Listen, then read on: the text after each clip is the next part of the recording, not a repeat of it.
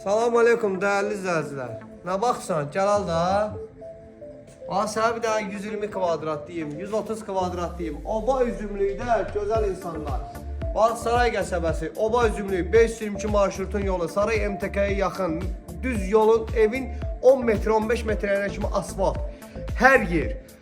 Gözəl insanlar, Sumqayıta yaxın, sarayın içi, 2 nömrəli məktəbə marşrut istəyirsən, Novxaniya marşrut istəyirsən, bax. Evin dörd bir yanına keçid mümkündür. Evimizə də ki, bax, baxa sizə bir dənə söhbət edeyim, bax, trapına baxın. Bu evimizi gözəl insanlar, kim gəlib baxmaq istəsə, bir dənə yox ha, 10 dənə usta gətirsin istəyirəm, 10 dənə usta gətirsin.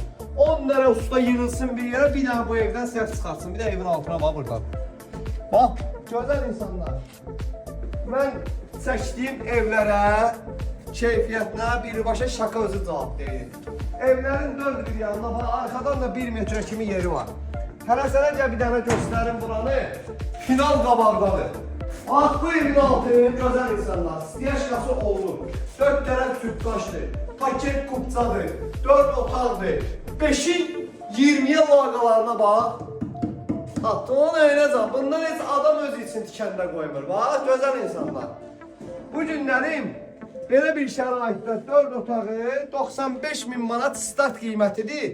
Hələ qiymətdə ev sahibidir ki, endirim eləyəcəm, real alıcı istəyirəm.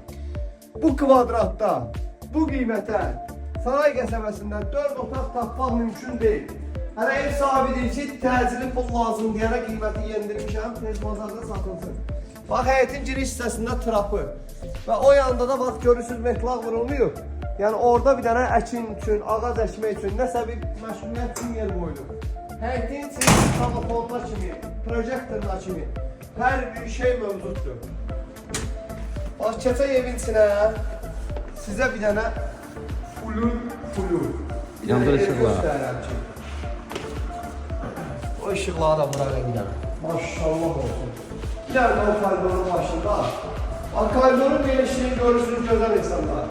Tam sabit dənizdə əllərini basa bilirəm, bax oldu, görürsünüz. Çox gözəl genişliyi.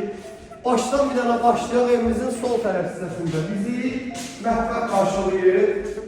Yəni bu ev çox gözəl, düzdür, satılma məqsədilə düşürür. Amma and olsun Allaha deyirəm ki, tam keyfiyyətli düşürür. Yəni yerin əmişlik deyil, heç bir sakıncası yoxdur da burada bu evin.